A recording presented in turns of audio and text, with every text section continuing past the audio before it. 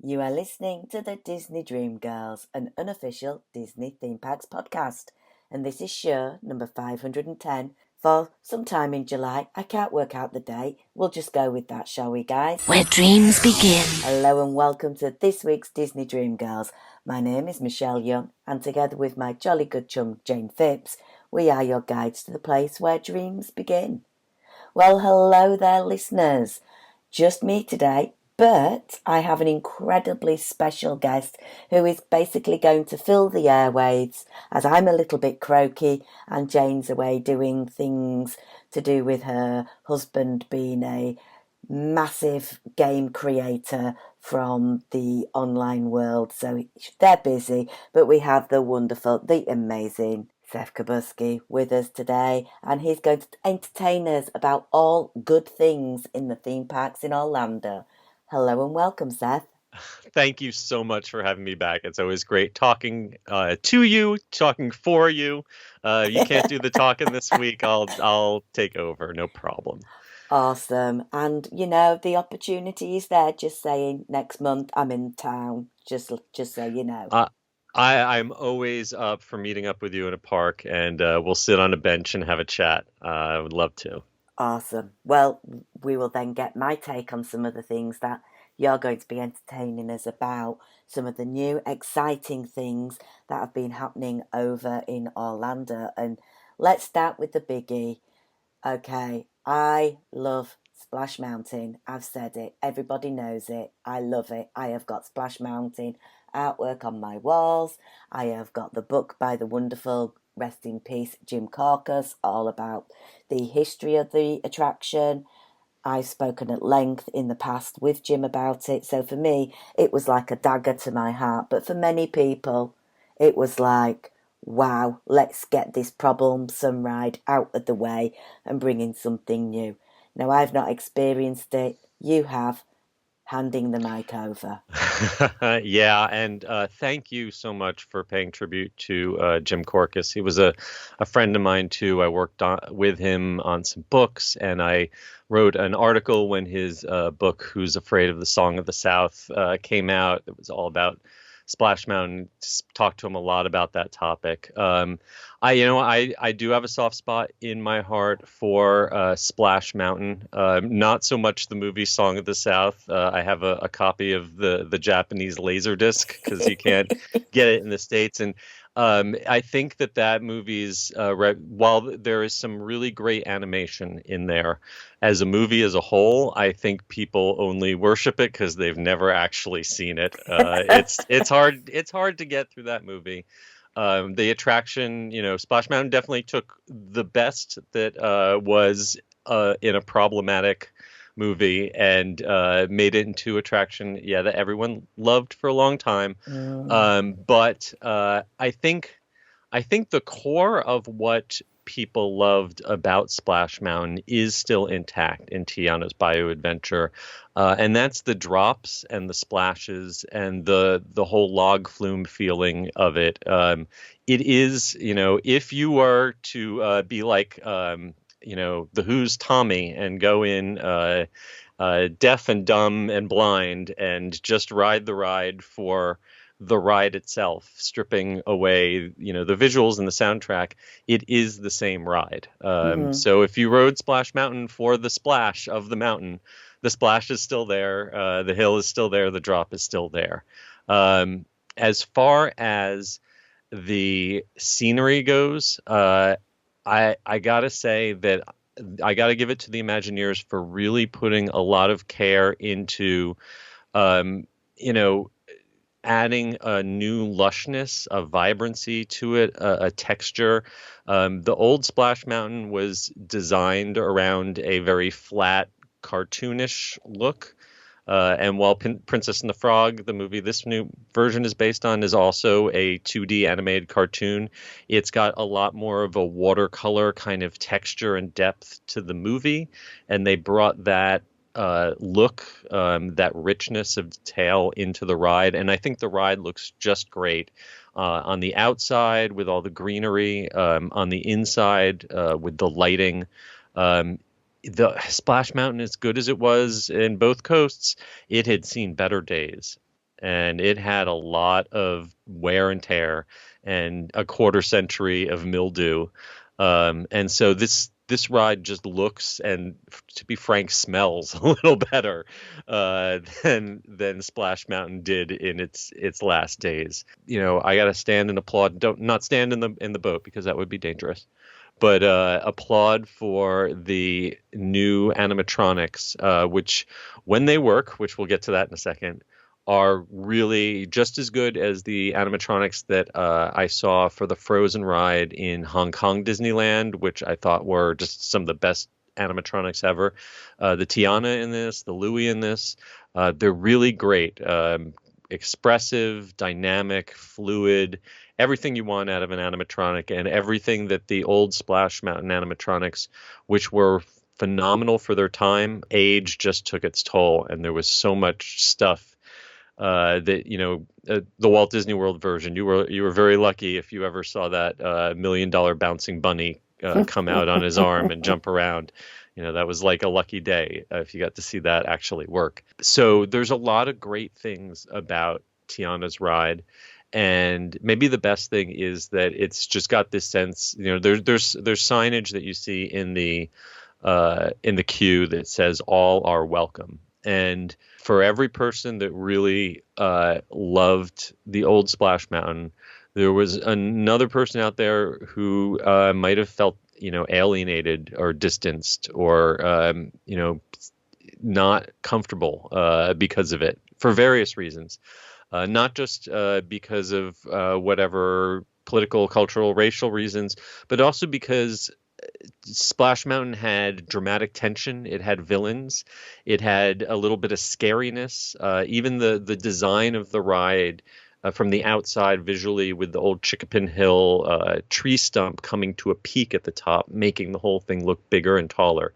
They've done everything they could to make this a friendlier, more comfortable, more welcoming attraction, even though it is the exact same drop. There's no Dr. Facilier in this, for better or for worse. And I could go on for a long time about why that's for worse. But there's no bad guy. There's no danger. There's no sense that we've got to escape. It's just, we're going to a party. We're finding ingredients. We're meeting musicians. We're having a good time. It's just supposed to be fun. And light and upbeat, and completely nothing that could, you know, offend or repel or, you know, even frighten anyone. So I think, you know, the goal was to make it more family friendly in a broader definition of family, maybe. And I think, you know, for some people that's going to be a good thing. For other people who really liked the kind of dramatic anticipation of the drop, to see that it's now been made more colorful, more, you know, upbeat. You know, that's probably taking away of some of the edge that Splash Mountain had. But it also, you know, it gives the whole thing just has a different tone. That is just more cheerful and more welcoming overall. What about the music? Because I've watched ride-alongs. Uh-huh. What's your opinion? So I have not seen Princess and the Frog over and over again. It was one of those movies that I saw when it came out and probably once at home, and I don't have all the songs memorized. I like that they're not songs that have necessarily been done to death by, you know, there's certain songs like, you know, A Friend Like Me, like that you see in every single Disney production. I'm like, I don't need to ever hear the song again. So I thought that the music, for someone who isn't super familiar with the music like me, is really well integrated. I like the new song that has been written for the finale. I think it's a little too short. If you happen to get backed up, which happens at Unload, you'll hear that one verse and chorus a whole bunch of times. But other than that, I liked it. But I wrote it yesterday with someone who hadn't been on the ride before, and they said Princess and the Frog is one of their favorite Disney movies, and they were singing along, humming along to the songs. So they really seem to like it. I must admit, I have watched it a few times, and maybe the finale song hasn't stuck in my head, but the other pieces of music Yeah. have. So I think maybe Hmm. with rewritability, that song might sort of stick Yeah. in there a little bit more. I mean, I don't. The old finale was Zippity Doo Dah, which is Hmm. like, even for people who've never heard of Song of the South or Splash Mountain, is like kind of an iconic Disney song that's pretty much been erased from the American parks now. So I think it's going to take a long time, for a brand new written song to have the same kind of, emotional tug as a Zippity Doo Dah. Um, but I think it does the job. I think it's a fun song, and I think it's a fun scene. I personally, at first, was a little surprised that they didn't keep the riverboat. You think they'd want to save some money by keeping the old riverboat, because True. that would work, right?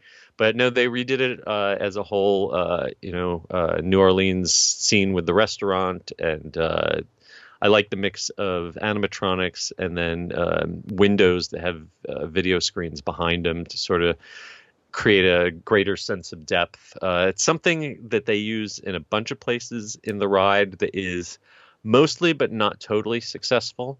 I said how great the animatronics of Tiana and Louie are. There's also some critter animatronics that are a bit simpler, Hmm. but there's also fewer animatronics total overall than in the old ride. And in some places, they more than make up for it. In other places, you can tell they kind of just use some lighting or some video projections to sort of fill in gaps, and doesn't always work as well. The biggest difference, I would say, between the old ride and the new ride is the old ride had so much stuff going on that you could turn around left and right, you could look behind you. The loop was long enough, much in the way of like a Pirates of the Caribbean, that you could re-ride the ride and see different animations, see different things going on, because it was a 360 kind of degree kind of Mm. experience. Whereas this new ride is very much timed, so all of the key animatronics address your particular boat, are supposed to be synced to your particular journey, which is really cool because Tiana is looking at you and addressing you directly. But it also means that if everything's working right, it's the exact same show with the exact same timing and pacing every time, if everything is working right. And if everything is not working right, then it falls apart very quickly in the way the other ride didn't. The other ride, it didn't matter to the split second of how fast you're moving through. And when you have free floating boats on moving water, you're past, the rate, you've got both the rate of dispatch from the operators that they can control, or more like the guests control whether they follow instructions and get in the boats quick enough. But then you've also, depending on the weight, depending on the weather, the humidity, all sorts of factors can change exactly how fast boats go through. And while the old Splash Mountain, because everything just ran on a constant loop, was much more forgiving of, a little bit more, a little bit less distance between the boats. Now you've got a situation where you've got these, an old ride track and old boats, but brand new animatronics, brand new sensors, trying to keep them all in sync. We're seeing a lot of situations like yesterday. I was there, and the ride didn't open until I don't know, 9:30, almost 10 o'clock. When I went there with a virtual queue on opening weekend, I never got to ride because I got there at rope drop, because they said they had called boarding group number one, and I had boarding group number one, but boarding group never, like, it just didn't open until after 1 o'clock, and by that time I had, almost heat stroke, so just got out of there. It's been Uh, brutal recently, the it is, weather as yes, the well, weather yeah. has been extremely uncomfortable, and the virtual queue is supposed to be a solution for a ride that doesn't have reliable capacity, but it also means that, I wouldn't have gotten out of my bed if I had known that I wasn't going to get on the ride until 1 o'clock. But when they say, "Hey, you've got a boarding group one, you better get here in the next hour," um, then yeah, it's that's a catch-22. They wanted to get this ride open for the summer season. My understanding is that they want this running reliably as soon as possible. So by the end of this summer, they can close down Big Thunder Mountain and get ready for whatever is the big expansion they've been teasing beyond Big Thunder Mountain. But I think they want to close Big Thunder Mountain for maybe like a year. And they can't have Tiana's going up and down like this. It's got to be reliable before they're able to do that. So I think Tiana's has a lot of heart, a lot of talent, a lot of creativity went into it. I think it has the long-term potential to be just as beloved by the new generation as Splash Mountain was by our generation, but they got to make it run reliably because right now, don't book your whole day. Don't plan your whole trip to Magic Kingdom around getting to ride Tiana's because right now it's between the weather and the technical issues. It's definitely luck of the draw. Oh dear. Well, we will see what happens Yep. over the next few weeks with its reliability. Yes, I mean, hopefully these are all issues that can be worked out. You got to remember back when the very first Splash Mountain opened at Disneyland, I believe that opening was delayed by all sorts of technical issues, getting it to be safe and reliable, and that went on to have a long life. So I'm sure those Imagineers are clever and they'll figure it out. But for right now, if you're going to try to ride Tiana's, be real patient because, as they say in the song, we're about halfway there. Love it. That's not even almost there. Just about halfway there. 50% done. The next thing that I got to do recently was I was invited on a media preview of the new cabins at Disney's Fort Wilderness Resort, which is the new DVC property. They are available, I guess, if you're into DVC, you can purchase. It's not considered ownership, is it? I forget what the exact league. I don't want to get into any legal trouble when we're discussing timeshares and fractional ownerships or anything. But you can purchase points, or you can also rent these cabins. Either way, and so they had some media out for a lovely preview. I did not stay in one of the cabins overnight, though my co-host from the Attractions podcast, Carly, did get to stay overnight. Said it was very comfortable. And but they gave us a very nice breakfast with Mickey waffles and a little song and dance from some performers from the Hoop-de-Doo Revue, and then got to spend a whole day at the Fort Wilderness Resort checking out the new cabins and the whole rest of the resort. And I got to say, if you have someone in your family who hates Disney and theme parks, and you want to stay on site at Disney, this is where I would take them, because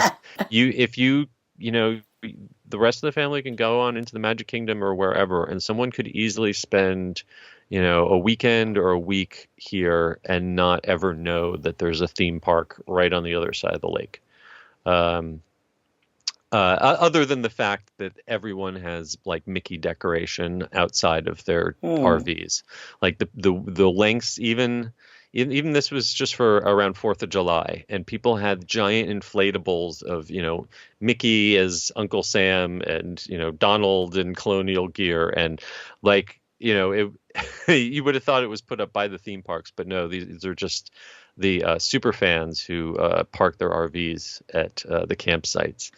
So I am not necessarily a campsite RV camping person. So if I was to stay at Fort Wilderness, I would definitely be looking into one of these cabins. I can remember these from back when I was a kid. In the 70s, these were classic log cabins, and so all of those are now being removed, demolished. They've got the first phase of the new cabins done, and eventually all 360 something of those classic log cabins will be gone. And in the place is something that I feel like I would see on HGTV: tiny houses. That's Okay. the word that people use for them. They are like sort of modern looking, very boxy with an angled roof. Inside, you wouldn't know you were in, a campground. Inside, they feel like a kind of a cross between a cruise ship and a private cabana, but with a like slightly rustic glamping touch to it. You've got a full-sized living room slash dining room that's got an oven, stove with burners, microwave, full-sized refrigerator and sink, even the coffee maker. You get all the plates and utensils, so you could, go to the grocery store or get grocery delivery, and certainly just eat out of that kitchen for sure. You've got a bedroom with a door to close it off. That's got a queen size bed and then two bunk beds. And then there's also a Murphy bed that you can pull down in the living room. So sleeps a total of 6 people. Only one bathroom for those 6 people, and it's got a bunch of the cruise ship style touches, like the Disney shampoo attached in dispensers into the shower, and it's got the sink that's outside the bathroom, but it doesn't have the split with a shower on one behind one door and the toilet separate. So with 6 people fighting over one bathroom, it could be a little tight. But there's some nice rustic Disney artwork and Easter eggs, old postcards and posters and such that you can check out. You get your own little patio outside with a little charcoal grill that you can grill some hamburgers or hot dogs if you want. And they're surrounded by trees. It's very, I keep using the word rustic, but I don't know, it's lovely. It's surrounded by all the foliage, but and it's got a lot of natural light. That was one thing that I really was impressed by. A lot of windows, but fortunately they've got these shutters you can control to bring down and block out the light if you want to have someone sleep in the living room area. And you get all the modern touches. You get the Alexa with the Hey Disney app on it. And I just woke mine up. I shouldn't have said that. It's always dangerous. You got a good deal of storage space, but so if you want to be surrounded by a campground, but have all of the amenities of a modern hotel room, plus the ability to cook food for yourself, this could be a great option for your family. I think for me, it's a place I'd go for an escape from the Yeah. theme park rather than using it as a base. It is. It's so nice that you might find yourself not wanting to like use those tickets that you paid for. We also got to check out the whole rest of the property. I will give the disclaimer that I am the member of my family. My whole family is into boats. They are into going out on the water. They are into fishing. I am the one who tags along and brings a book. I am the one who's, I don't want to bait a hook. I don't want to gut a fish. And I had such a good time going out on Bay Lake. They have professional fishermen, pontoon boats. They take you out on the lake. It's gorgeous. The largemouth bass, I swear to God, they're animatronics that are trained to leap onto your hook. The fisherman basically takes care of everything. He basically just hands you the rod and says, okay, turn that when you feel something. And I'm the worst fisherman on earth. Every time I will go out with people, and I am the one person who comes out back empty-handed. And within less than 5 minutes, I had the biggest bass I have ever seen uh, dangling from my hook. So it was the perfect amount of fishing. It was like a 45-minute excursion. It was great. And the amazing thing is that like just on the other side of the trees from where you are is Tron. Oh, wow. And Space Mountain. It's crazy. Like if the atmosphere is right, you can occasionally hear people screaming. But other than that, you could like be a million miles away from a theme park. And the other thing that we got to do, the one that was much more my speed, the Tri-Circle D Ranch is something that you can visit even if you are not, you don't need to spend $1, other than you have to somehow get to Disney property, probably park. But say if you're an annual pass holder and you've parked over at the Magic Kingdom, you could, take the boat. I think there's also a bus. I know there's a Mm. boat though. Take the boat over and go check out the Tri-Circle D Ranch, because this is where all the horses that, vehicles or perform in parades, this is where they all live. And you know, if you go there like late morning, they're basically all chilling out. They're like having an early lunch and napping. And they're beautiful. For the most part, you can't touch them unless one of your kids decides to take a pony ride, which Hmm. only costs like $10. It's like one of the rare bargains I think on Disney property. Like what else can you get for $10 at Disney? Not much. But you can tour the facility for free, and they have ranch hands who are there all the time. I got an amazing tour from one of the supervisors. But you can go in any time and just look at the horses. They have museum exhibits, and you don't have to pay anything to go in there. That's amazing. I have been over and I absolutely adored it. Just to be able to see the horses up close and personal and the care that they're given is phenomenal. And the I also got to give a shout out to them. They were hosting us obviously as media, and they just kept feeding us. There's so much food, but there's really good food at Fort Wilderness. Mm. A lot of people have heard of the Hoop to Do review, which is amazing. You get like all you can eat barbecue, all this legendary strawberry shortcake. But a lot of people don't know right next door to that is Crockett's Tavern. And that's one you don't need, Hoop to Do is a whole dinner show. You need a reservation. But Crockett's Tavern, it's table service, but they got a full service bar and they've got a really great charcuterie plate. They have this dessert trio that has a strawberry shortcake in a jar that's kind of like a mini version of the one they serve next door. And they've got, I don't know if anyone out there remembers the Hungry Bear restaurant in Disneyland in California. It used to serve a fried green tomato sandwich, and they got rid of it. No. But they have at Crockett's Tavern a fried green tomato sandwich that is the closest thing I've tasted to the Hungry Bear one since they got rid of it. And I would go back there just to get that sandwich. My jaw's on the floor because my very first trip to Disneyland, I had that sandwich because I loved the Oh, film and I was curious because in the UK we don't have that kind of no, you cuisine. don't. And it's like, oh my word, right, that's it. Trip planning on pause. I'm cancelling everything, and that's where we're going to go and eat. I don't sleep on Crockett's Tavern. They have also got, I think, we tried some cocktails. They had a Pimm's cocktail with Hendrick's gin.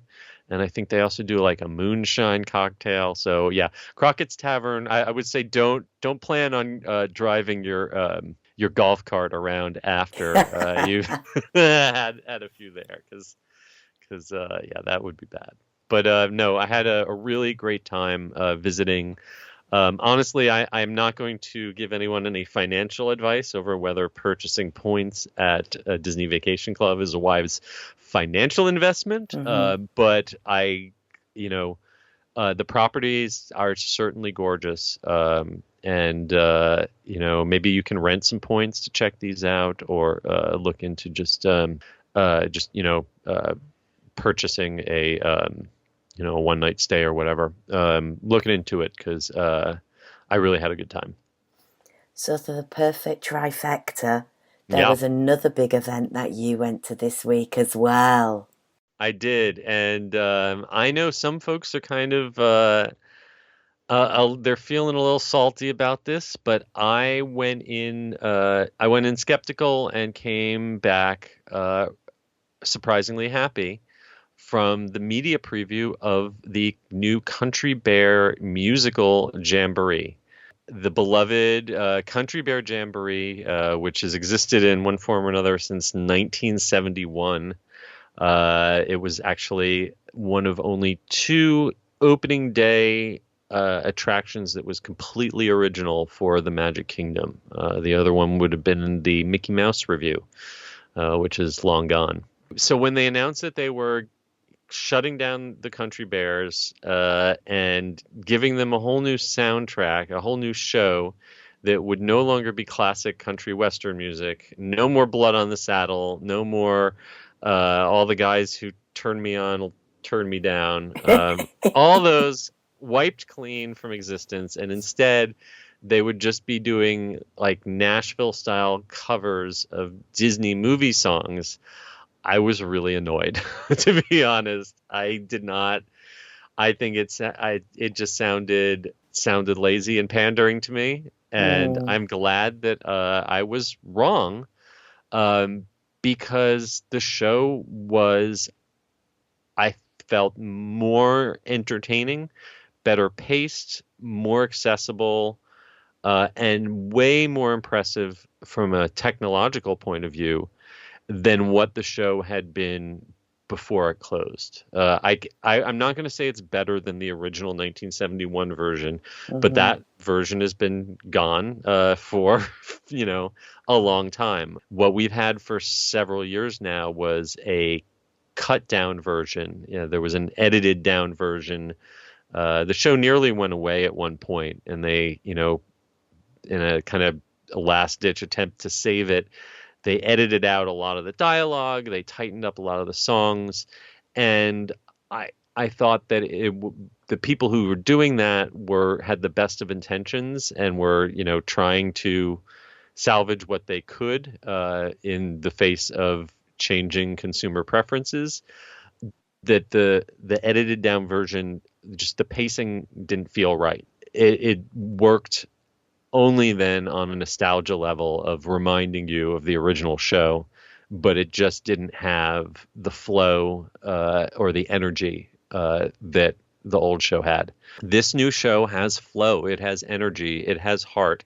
In a lot of ways, it reminds me as much of Muppet Vision as it does the Country Bears. Mm, It's got that kind of let's put on a show, zany, slightly anarchic energy to it that I think works really well with the silly bear puns, mm. and it's there's genuine laugh out loud moments in the show.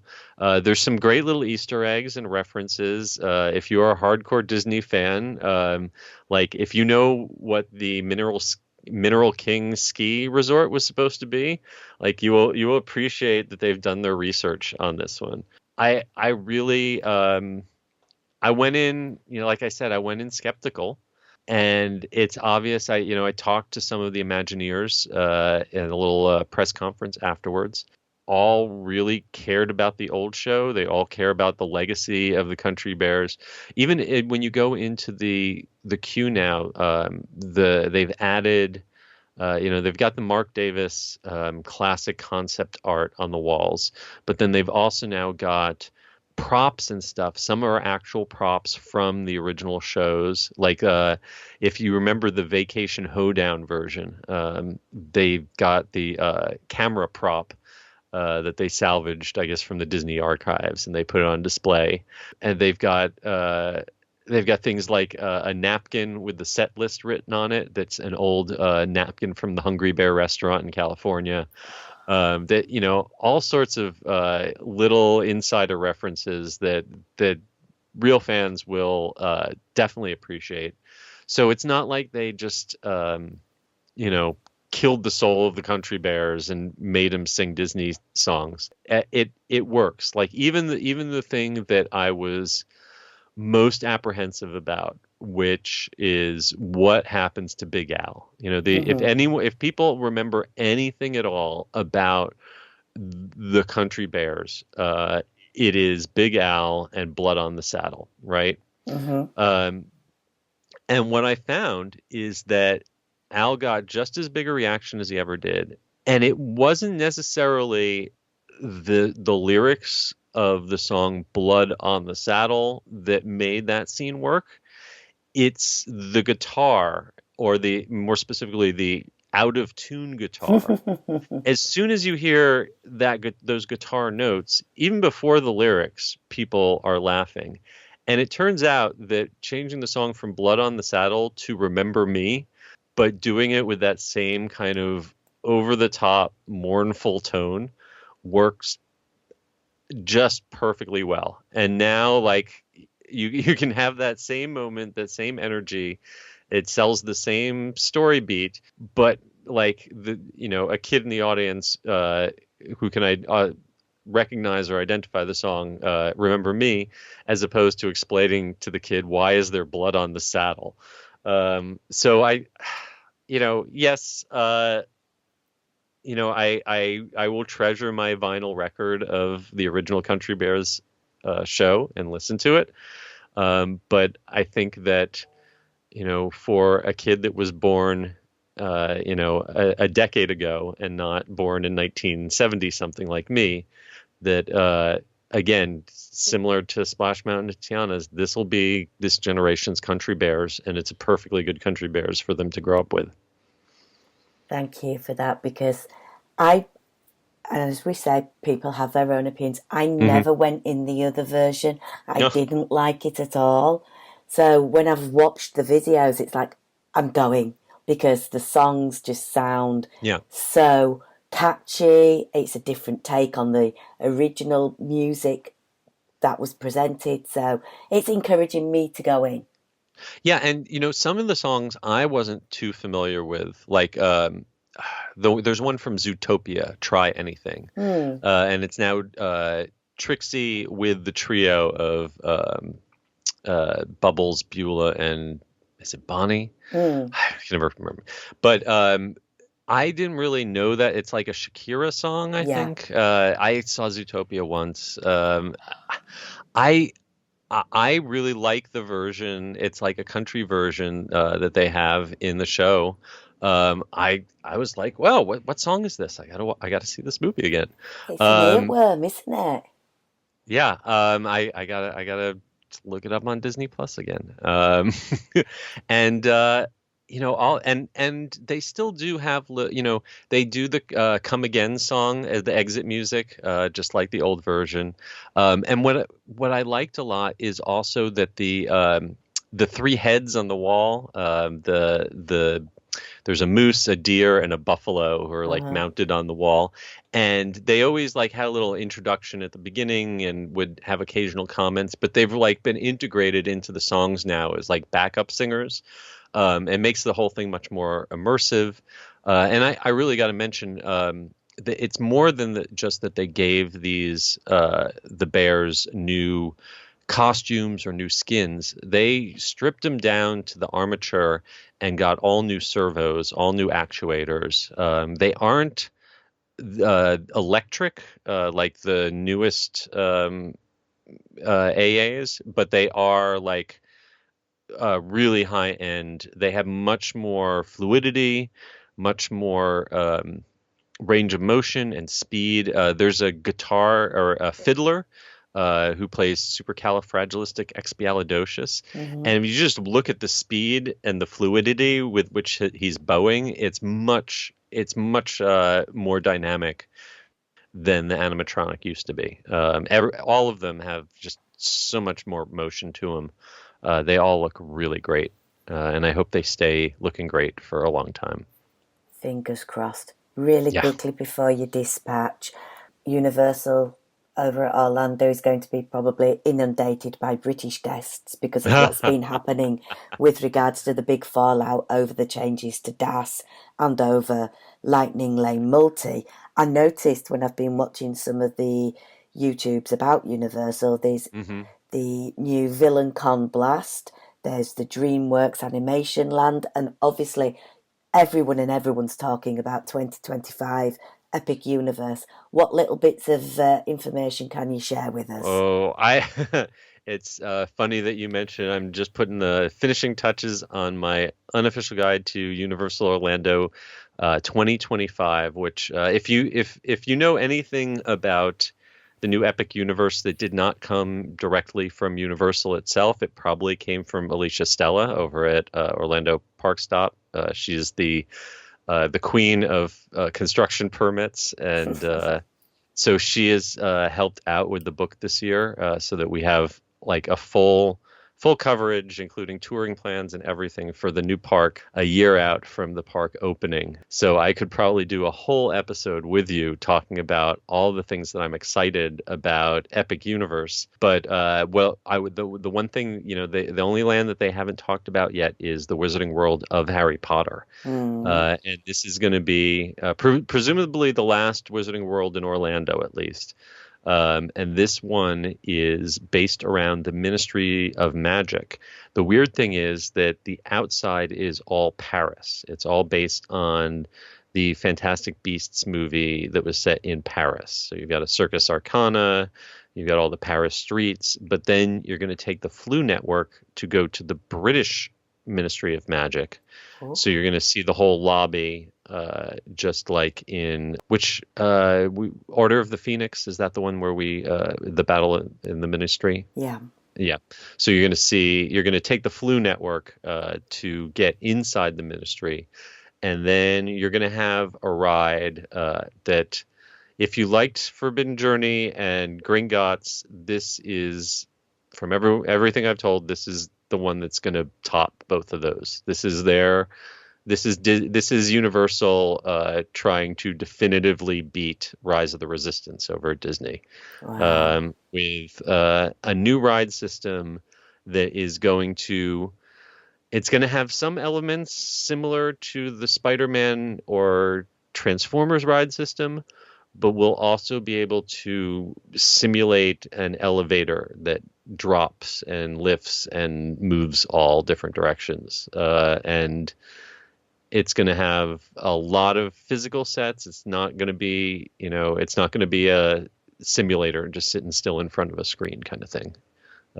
It'll have some video involved, but it'll be video that does things like make an animatronic look like an actual human actor. I would say that a lot of people, when Epic Universe, people are going to be running, first of all, to Super Nintendo World. I think that's going to be the number one biggest draw. And all the goths are going to be running to the Dark Universe for the Frankenstein ride. But my advice is make your very first stop the Battle at the Ministry in Harry Potter, because that's going to be the one to beat, I think. I think that's where I'll be planning to go in 2026 instead of sending my money to Disney. But well, maybe in 2030 you'll have a Universal Park open in the UK, and I can come visit there. Now that would be good. Maybe 2030, definitely by like 2032 or 2033, but maybe 2030. We'll see. We'll see how construction happens, because it doesn't happen as quick over here. Yeah, that's true. It's more like Walt Disney World speed rather than Universal speed. Well, we will see. They're definitely they've got things in motion for sure. So thinking about your summer, if people want to follow along and see all you're up to, where can people find you? Well, you can always find me and my books at theunofficialguides.com. You can find me on all the social media platforms at Skubersky, Skubersky, and also at The Unofficial Guides. Awesome. Right, guys, until next time, it's a goodbye from me. Thank you so much for having me.